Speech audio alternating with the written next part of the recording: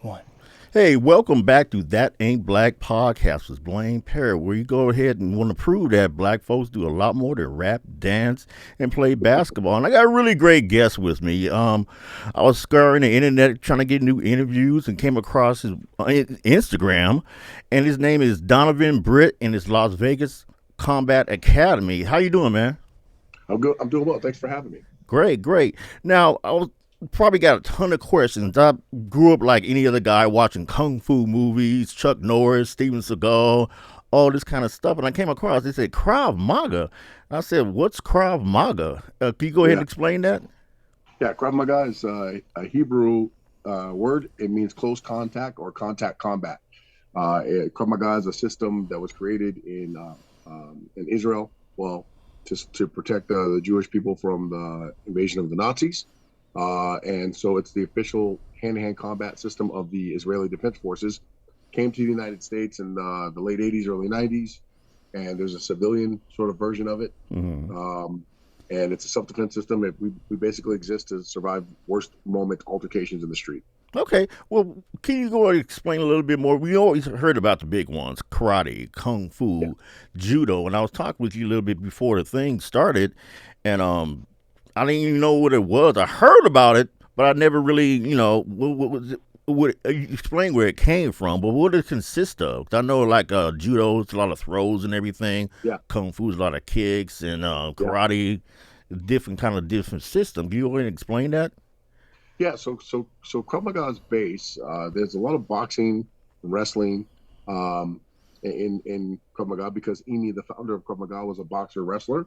Mm-hmm. We also, our striking style is closer to Muay Thai. It's not exactly like Muay Thai, but it's closer to Muay Thai in the sense that we use multiple limbs. Mm. Muay Thai Thai boxing means 8 limbs, so we use our fists, our elbows, head, shins, knees. We use pretty much whatever works. And then the other thing is that there's not a sport context to Krav Maga. Mm. Krav Maga is strictly for the street, so we're not bound by rules. Mm. So That's everything, good. anything goes. Eye gouging, groin kicking, smashing the air, using weapons. I think where we make our bones though is we stress test all of our techniques, um, and we train against multiple attackers and armed assailants, Wow. and we do things like carjacking defenses, home invasion training, active shooter survival stuff. These sort of things that happen in Israel and happen all over the world. They happen in the United States. So we want to prepare people for what we would call the worst moment of their lives when someone's trying to kill you.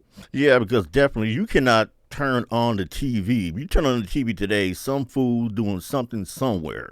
Yeah, I mean, it just yeah, gets worse and worse. And when you sit back and think, "Oh, that's the worst thing I ever heard," some other fool want to come and then prove you wrong. yeah. And No, it's that it happens in threes. yeah, Like yeah, if you hear of like an active shooter, yeah, two other things are going to happen after that. And you're right. There's a synergy there with the people. It's almost like it gives people license to go and do something even more heinous, yeah, yeah. right? Yeah, So and it's bad and stuff, and it looks like it just gets worse and worse and worse. And I like that you sit back and you had with like the active shooters because a lot of idiots run around with guns who don't need them yeah, and shooting yeah, up. You can't go nowhere nowadays. It's not anywhere sacred. You go to church, some shoots. You can't go to church. You can't go to a grocery store. Can't go to the park. You can't even go to graduations and everything because somebody's acting a fool. I don't know what it is going on with America. I just don't understand it, but it's well, dangerous. I have an assessment of it. Uh, Been years doing it. It's mental illness. It's entitlement. It's mhm. drugs and alcohol, and it's just people honestly being a holes. Yeah. Like honestly, like it's human nature. Hmm. So, Amy used to say, "We train so one may walk in peace," and I tell my students this all the time. Hmm. I train so we can walk in peace. So no matter where I go, Hmm. no matter what I'm doing, if I'm on an airplane, if I'm in a train, if I'm in a mall, if something happens, I've Hmm. already trained for these events, Yeah. and most of it should be to avoid and get away, get home Hmm. safe. That's our Hmm. primary goal. But if I have to engage someone, you engage them. Yeah. And there's a lot of people who will say, well, it's not that easy. But we have video evidence of people who are not trained, Yeah. who just decided to fight back and Yeah. decided not to go quietly, and they've done well. Yeah. Um, People always say, well, if you fight back, they might kill you. What's guaranteed is if you don't fight back, Yeah. they still might kill you. Yeah. So train. Like the Hmm. biggest thing is that, especially for our folks, I'm trying to get our people to understand. Like you got to train. You like we live in some of the most violent neighborhoods in the country, Yeah. and there's always stuff going on. So you at least have to add some training to your regiment and to improve your chances for survival. Yeah. So what's your background? How did you get in Krav Maga? So yeah, so I've been training martial arts my whole life.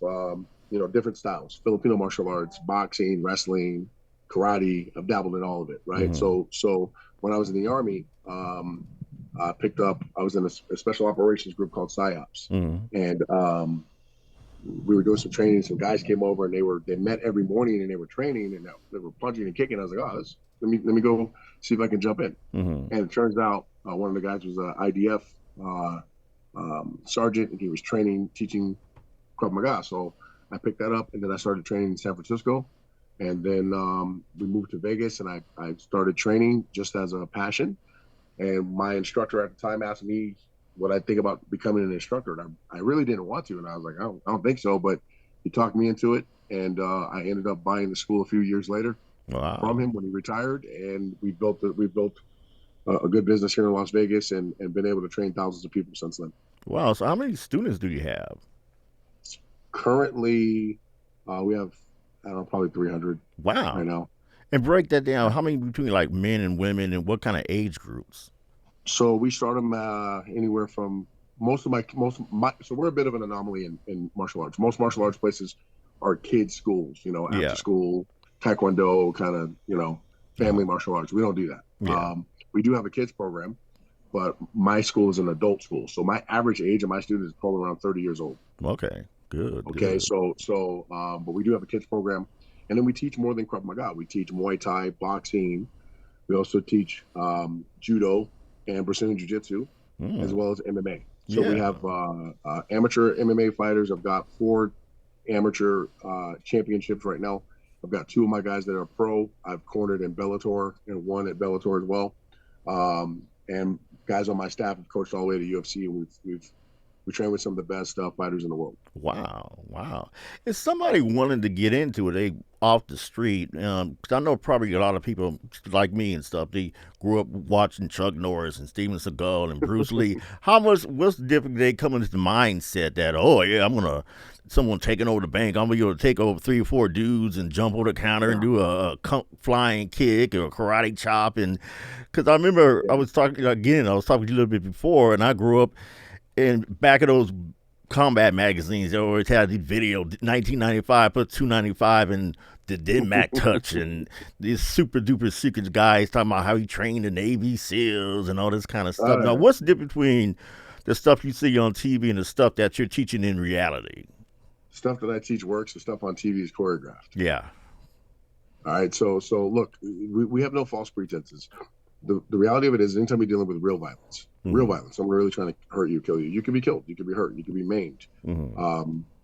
and that comes with the territory. But what we're training on the stuff that you see happen in the streets, Mm-hmm. right? The stuff that you see, guy puts a gun in your face. Now, most of the time, we'll tell people, we'll comply. That has always been the mantra. Just give them what you want. Yeah. I'm a big believer in that. Don't fight for things and items. Guy wants my phone. Guy wants my wallet. Wants my keys. Give it to him. But Mm-hmm. the moment they try to move me from point A to point B, that changes everything, Mm-hmm. because now they're escalating their violence, right? They're Mm-hmm. escalating their violence, and they're showing an intent, and they're trying to get you alone. So you have to have a plan to be able to deal with it. Mm-hmm. A lot of people who don't train will say, well, I can never see myself doing that. Mm-hmm. Well, yeah, of course, because you don't train, Yeah. right? And then there's a lot of people who train in other martial arts. Oh, that won't work. That won't work. That's because they're trying to validate their own chosen style, Yeah. Yeah. right? And I get it, and I totally get it. I think it's an ignorant mentality, and a lot of people hate Krav Maga because we have the audacity to tell people to fight back. Mm-hmm. Or they'll say, well, you can't use Krav Maga in the UFC or in MMA, and therefore it doesn't work. And I'm like, well, they're not the same environment, and self Mm-hmm. defense and fighting are not the same. Mm-hmm. Most people don't understand that. Self defense, I don't have a choice. The guy's attacking me. Mm-hmm. Fighting, I have a choice. Yeah. Yeah. I could agree to fight or agree not to fight. Mm-hmm.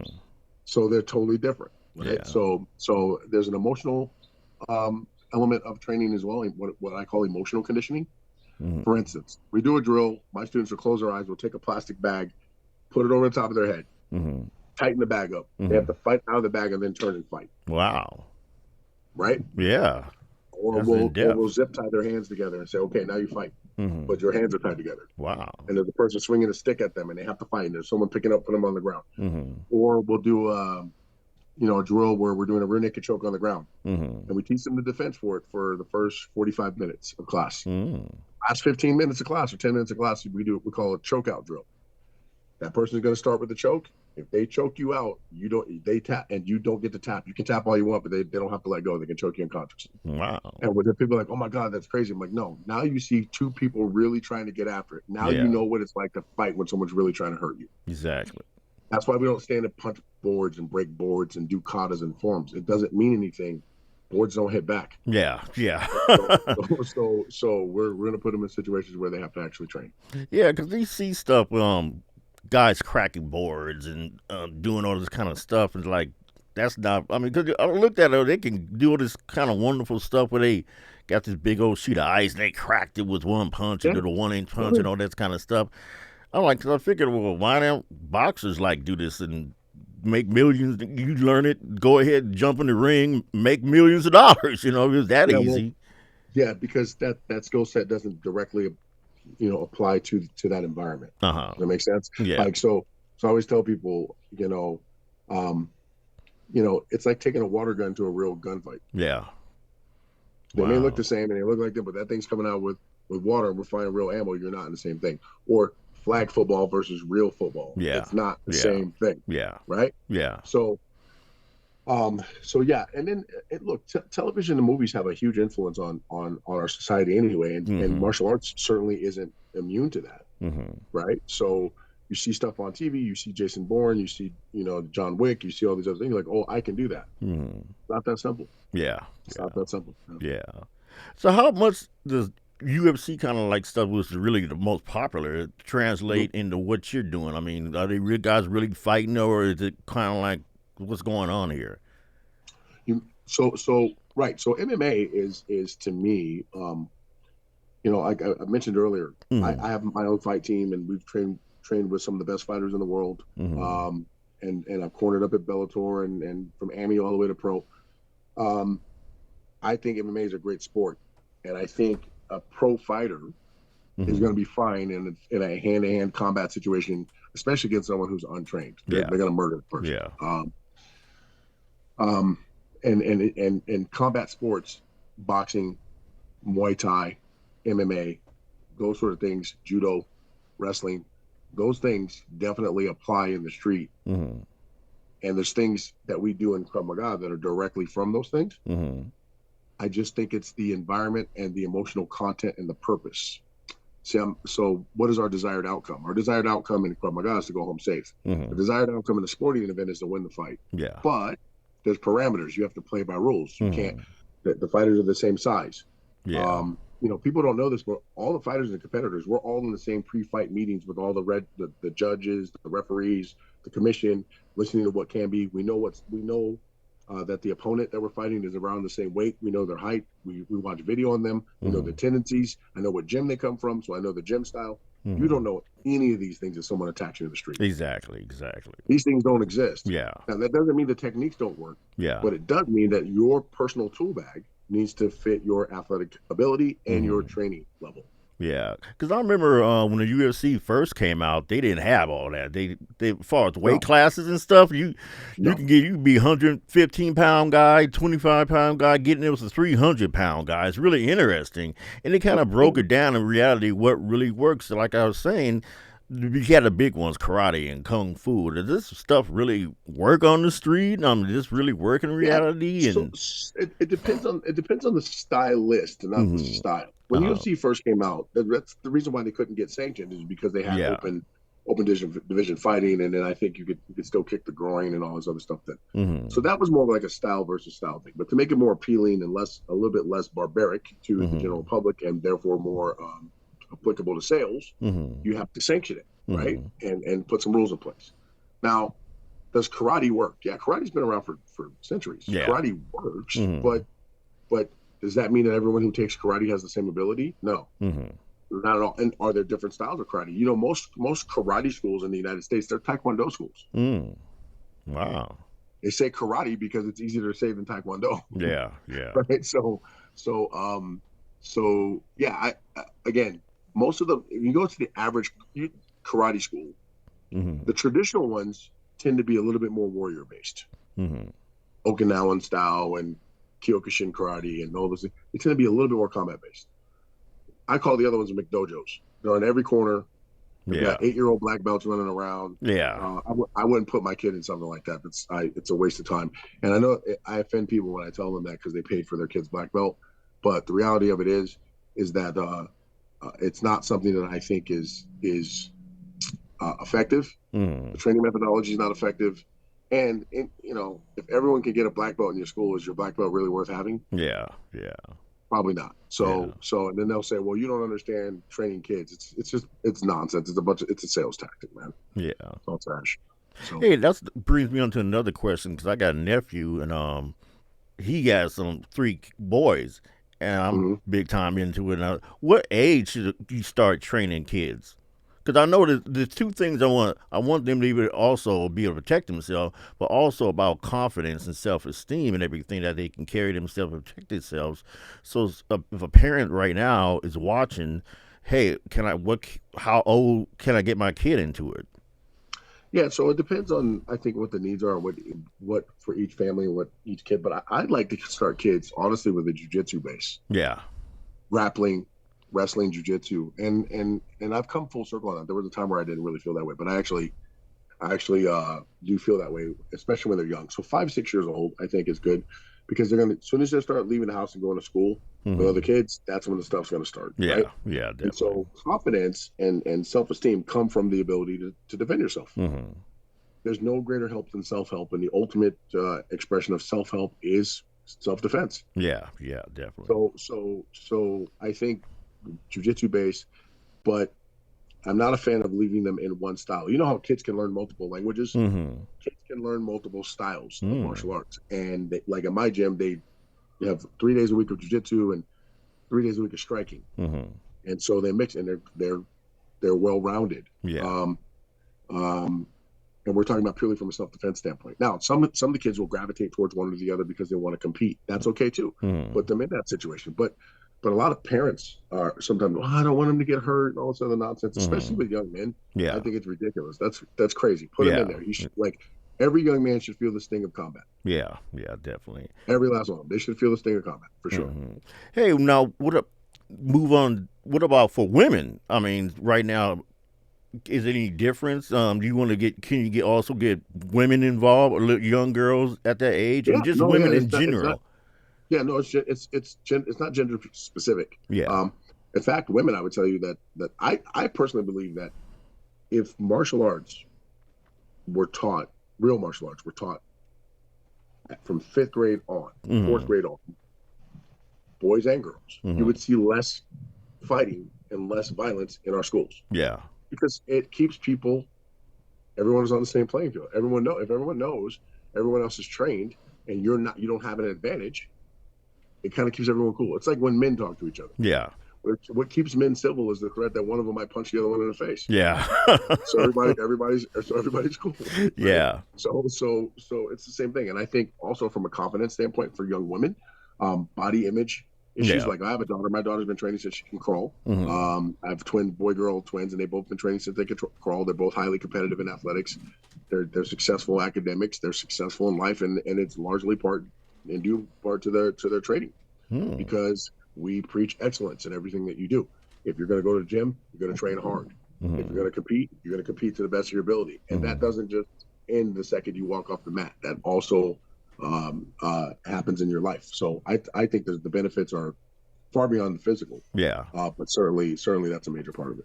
Yeah, because I remember watching this TV program. It's same thing. This lady said, "I don't want my kid to get in martial arts and learn how to walk around, beat people up, and all that kind of stuff." And it was kind of silly, but it's his kid. Her boy got into jujitsu, and he started getting better grades in school, being more Yeah, polite.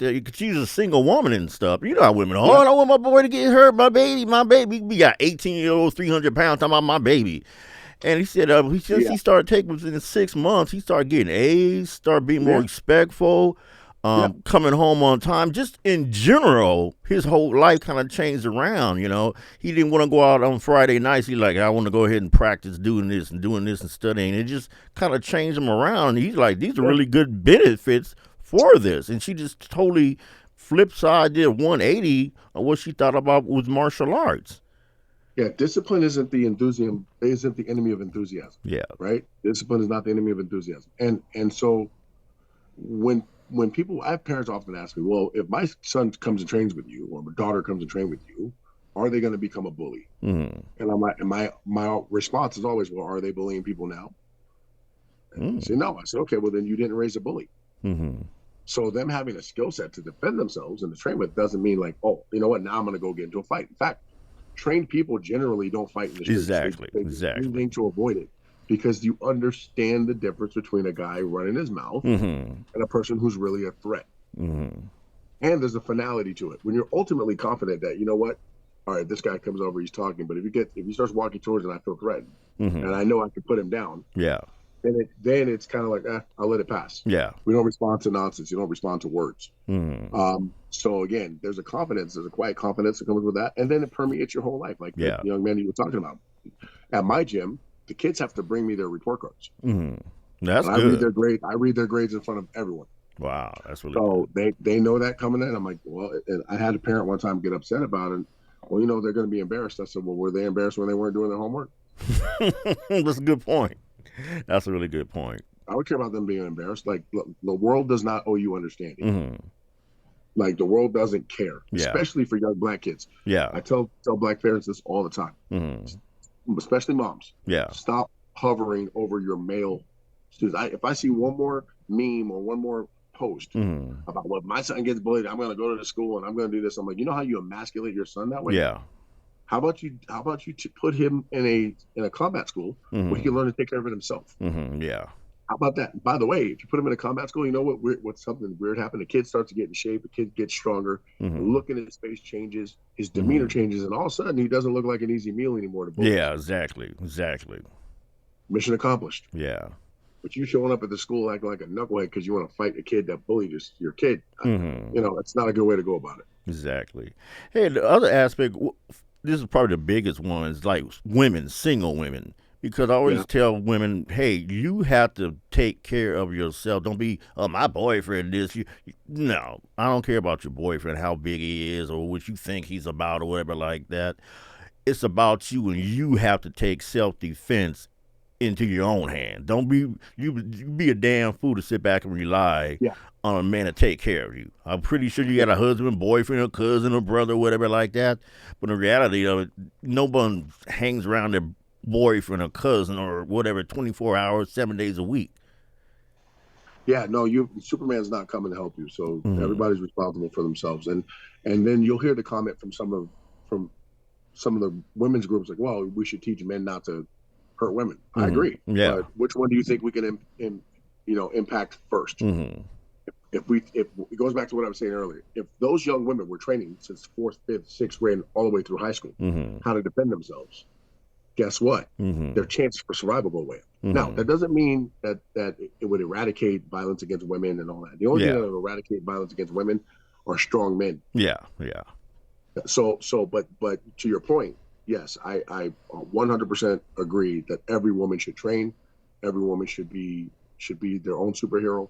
And then also, they have to remember who's watching them, right? Their young daughter or son is watching them and they see mommy being strong, then they're going to want to train. So it permeates the whole fight. Like my entire family, my wife, my daughter, my son, myself, we're the family that trains together and fights together. So that's how it works.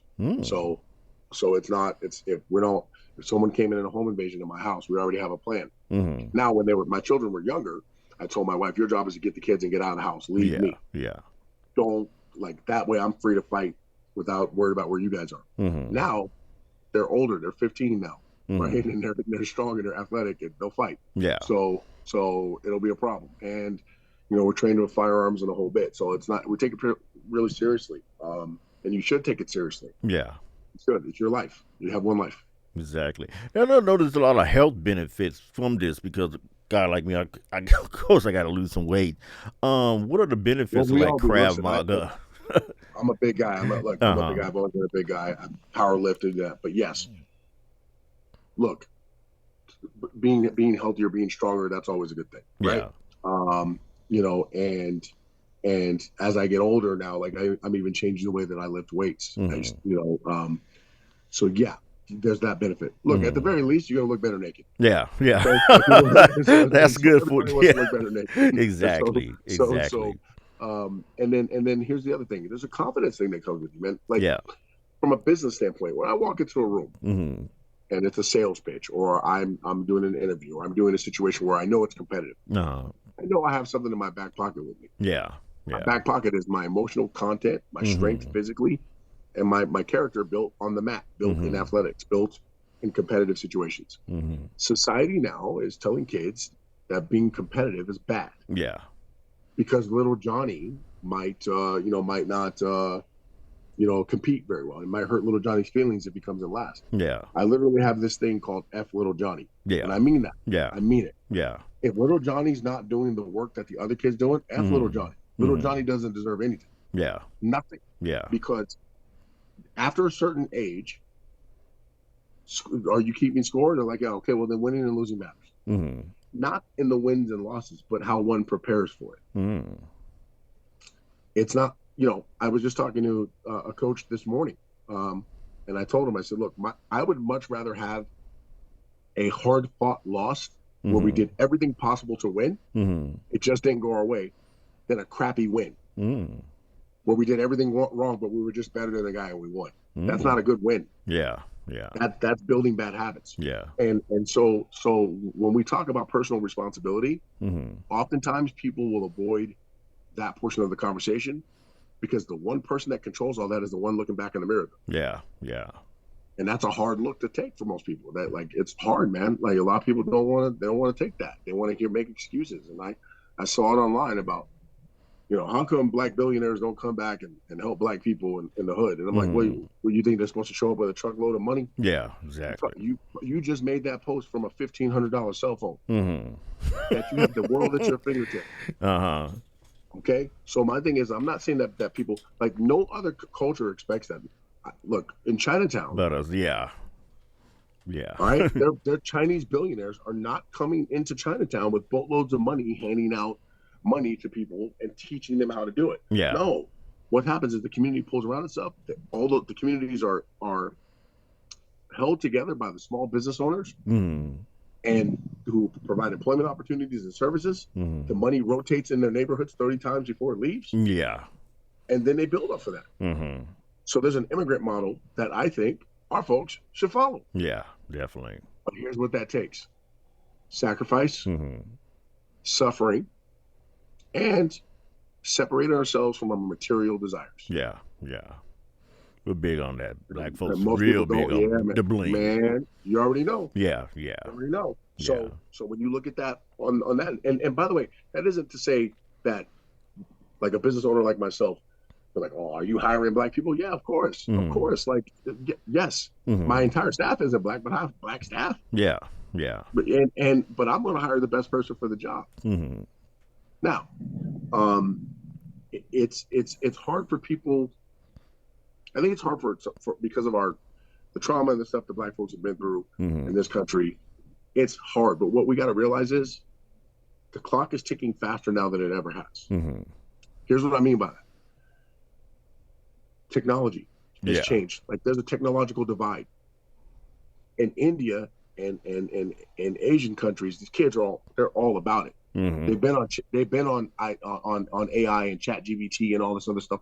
They understand how information now is the key. When we were in school, we had to know the answer. Yeah. Our kids need to know where to find the answer and how fast to find it. It's a different way of approach. We had to use the encyclopedia. Yeah. When's the last time you seen somebody with an encyclopedia? Exactly.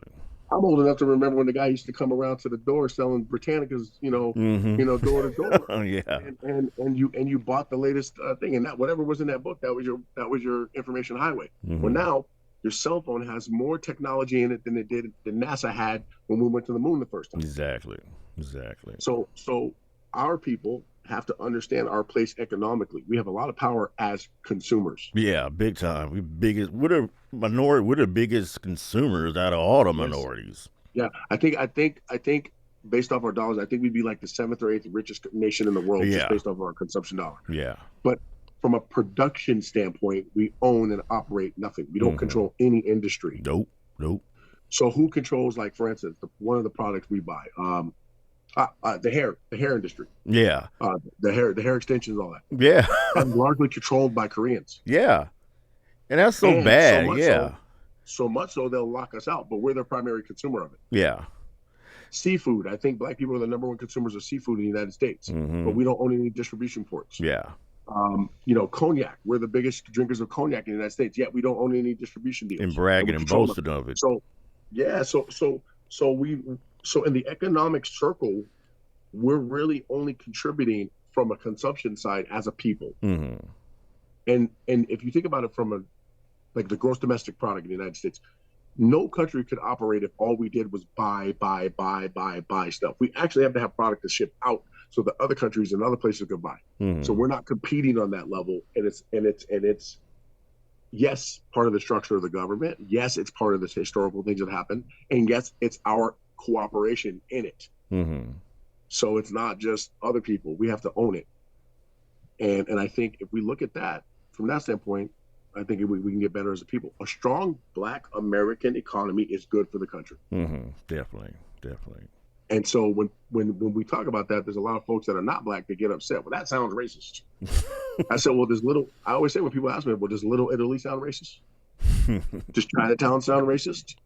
Does Little Kabul? There's a place in the Bay Area in Fremont and Union City. There's got more Afghanis live there than any other place outside of Maryland, I think.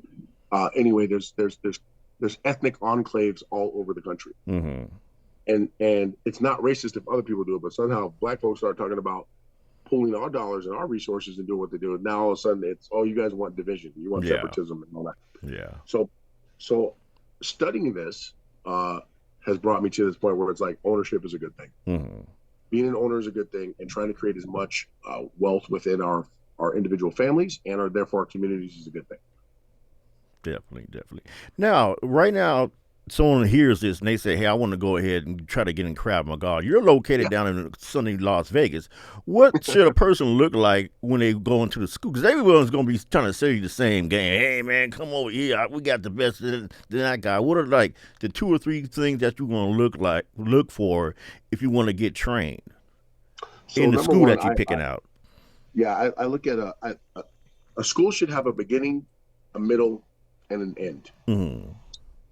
So the beginning, you should walk in and be able to look, okay, that's a beginner class. Those people kind of new. Mm-hmm. And then you see the people who look a little bit like they know what they're doing. That's the middle. Mm-hmm. And then the people who look like you wouldn't want to fight them, those are the people at the end. Those are the more and so you know that there's a path to get there. Mm-hmm. Right? And so then you're also looking for a friendly environment. Mm-hmm. Okay? One of the things that I pride myself in my gym, we're tough, we're strong, my guys fight. I've got SWAT team members and all kinds of stuff. I've got, that in our gym. We have the friendliest people in the world. Mm-hmm. It should be warm. It should be inviting. It shouldn't be ego based. Mm-hmm. It shouldn't be guys walking around in there with their shirts off looking like they're trying to kill people. Yeah.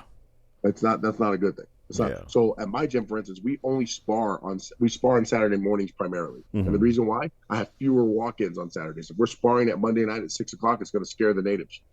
Because everybody outside is like, these guys are going to kick my ass when I walk in there, and they walk in and see people punching and kicking each other. Now their dreams come true, or their nightmares, depending on what side they're looking at. So we don't do that. So it should be friendly. It should have a beginning, a middle, and an end, and preferably should have a history of producing well trained students. Mm.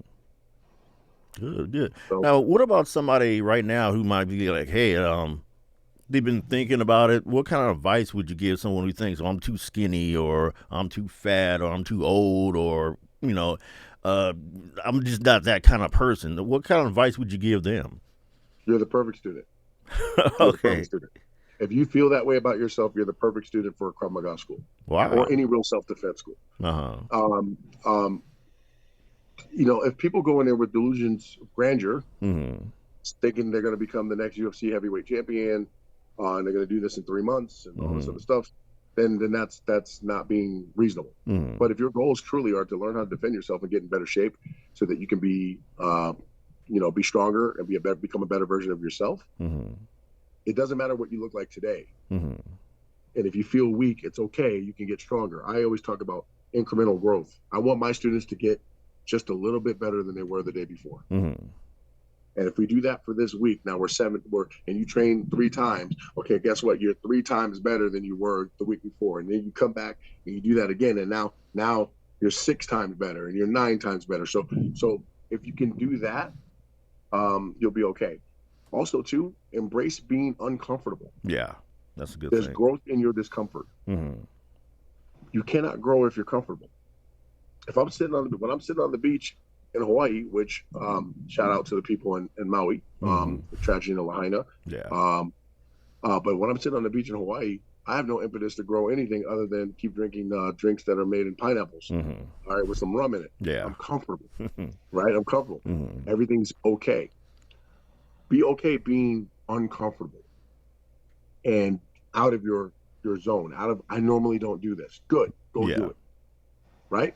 Because so many of our people, I feel like we're not exposed to certain things. Like I was the first African American owned Krav Maga school in the world. Wow. There's 4. I was the first one, and I know all the other 3. We all know each other. The room is small, Mm-hmm. and I had so many Black people over the years, recently even, come to the gym. They see the gym. They ask, "Well, do you work here or do you own it?" Oh, wow. Yeah. No, seriously, Yeah. they do. Yeah. They ask me, and I said, "Well, both." Mm-hmm. And they're like, "No, well, who's your partner?" Yeah. Like me. Yeah. And I've had people cry, Mm-hmm. hug me and cry Mm-hmm. because they're like, "We've never seen this before. We've never seen, one of us have a gym like this before." And Dewey Cooper, one of my brothers, one of my dear friends, I love him to death. He's one of the top trainers in the world. Mm-hmm. He's Francis Ngannou's coach, Mm-hmm. world champion Francis Ngannou, and many, many others. Mm-hmm. And he's one of the few other brothers he's at a higher level than I am as far as in the sport world. And he's one of my mentors. And we talk about this a lot, that we really want to represent ourselves and our families well, but also our culture well. Yeah. Yeah. Very important to us. And it's okay. So I want our people to understand, if you're looking for someone to train, take your time, do your appropriate research, right? Mm-hmm. Go to Yelp and go. And then every school that you train should always offer you a free class at least. Mm-hmm. Some will even offer you a free week of training Mm-hmm. because they want you to get comfortable with the schedule and want to kind of, see how you feel about it. Mm-hmm. And then you never know what one decision could be. You could start and say, you know what, I'm going to go train Krav Maga. Yeah. And then at that Krav Maga gym, maybe they have Brazilian Jiu-Jitsu and you fall in love with Brazilian Jiu-Jitsu. Mm-hmm. And now you found something that motivates you and something that you love. That's great. That means you're winning. Mm-hmm. That's a good thing. Yeah, definitely. Because I think it's really good for Blacks and everything, especially because you've seen Friday. Everyone's seen Friday. And then when he goes in and picks up the gun, he says, I got to walk my boy down the street. And he's like, what do you got to do that for, man? I mean, back in the day, you used to go one-on-one. Nowadays, Black folks is shooting each other like it's a damn joke. We just be shooting each other everywhere.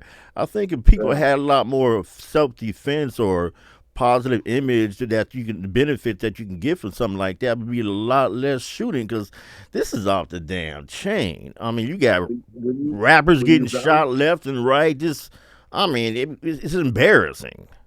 So there's a lot. You touched on something that's important, but if I can, I'll expand on it a little bit. Yeah. Right. Mm-hmm. So one of the things that I am always consciously aware of. Mm-hmm. Black people, we are deeply connected to the music that we listen to. Yeah, yeah. Okay? Mm-hmm. And so when you think about the 60s and the revolutionary music that was being made, and power to the people, uplifting the Black man, uplifting the Black family, say it loud, I'm black and I'm proud. James Brown was probably like the blackest dude ever, right? Like everything Blackness that was grand and talent and the whole bit. Now think about that. And I grew up listening to that stuff. My grandparents grew up listening to that stuff.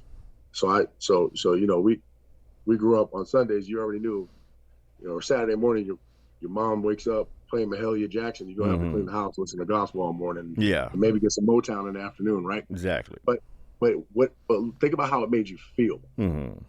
That connection to our ancestors, the connection to the people, the connection to the culture. And now, when you listen to the music now, and I don't mean just today's music, as each decade has gone by. Yeah.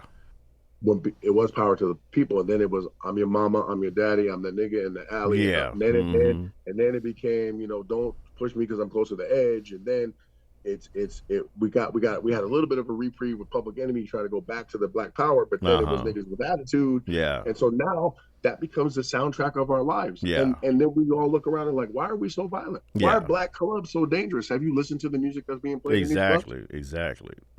How many Negroes are you going to kill this week? How many licks you going to hit? And when you start to inundate yourself, when you wake up in the morning and that's the first thing you listen to before you leave your house or when you're driving to work, what kind of mood are you in when you get to work? Exactly. The subliminal message. So my unit, again, PSYOPs, Psychological Operations Unit, right? Our job was to win the war by winning the enemy's hearts and mind without firing a shot at them.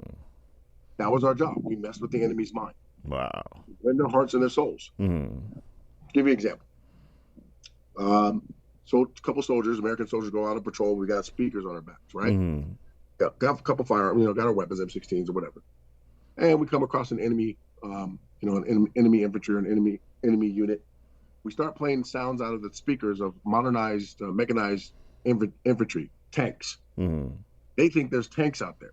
Now we're on the speakerphone demanding that they throw their weapons out. United States Army. These guys put their weapons out and come out hands up, and they just realized that they surrendered to two guys with speakers in their back. Oh, man. PSYOPs. Okay, so the power of sound, the power that sound has on the psyche. Yeah. We know this from interrogation. Play the sound of a crying baby. Play the sound of barking dogs. Play the sound of nails on a chalkboard. Do that repetitively. You break people down. Wow.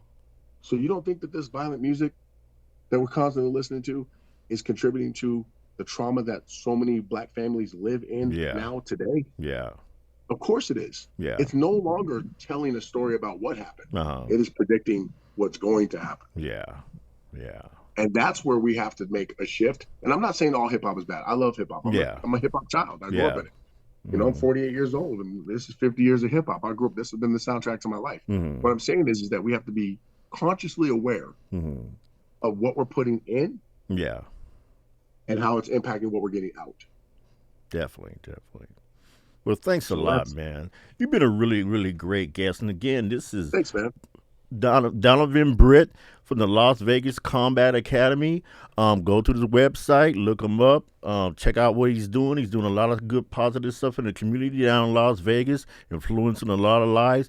And you can make a big change when you get into self-defense and martial arts. If anything, now I'm not sitting back saying you should walk on out there and pick out a fight or anything like that.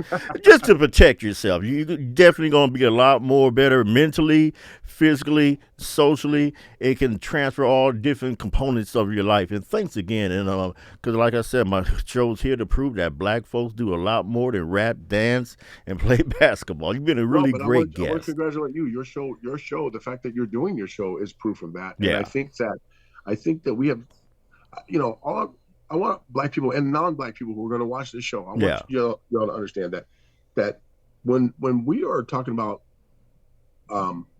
issues within our community and things that we face, it is not an omission of other people's trauma as well. Being pro-black doesn't mean I'm anti-white or anti-Asian or anti-anybody. That has nothing to do. My family's multicultural. My family's very my wife is not black. My wife's a woman of color. My kids are half Asian. But being pro-black and wanting black people to succeed, that's okay. That doesn't mean that because we succeed that other people have to lose.